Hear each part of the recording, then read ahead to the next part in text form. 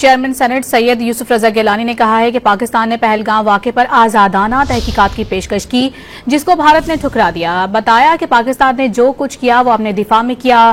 بتایا کہ جوہری طاقت ہونے کے باوجود پاکستان نے جو تحمل مزاجی کا مظاہرہ کیا اسے دنیا نے سراہا ہے۔ وہ ملتان میں میڈیا سے گفتگو کر رہے تھے۔ اشارہ نہیں تھا، ان سیلف ڈیفینس ہم نے اس کا جواب دیا، اور جو جواب دیا وہ بڑا مؤثر قسم کا جواب دیا، اور اس سے جب میں پوری دنیا میں گیا ہوں اور وہاں کی لیڈرشپ سے جب میرے مذاکرات ہوئے ہیں، انہوں نے ہمارے اس اقدام کو اپریشیٹ کیا، اس کو خراج تحسین پیش کی ہے کہ ہم نے تحمل مزاجی کا مظاہرہ کیا۔ ایک نیوکلیئر پاور کو ایسا ہی کرنا چاہیے، اور انہوں نے ہمارے بیانیہ کو مانا، اور جو انڈیا کا بیانیہ تھا اس کو انہوں نے مسترد کیا۔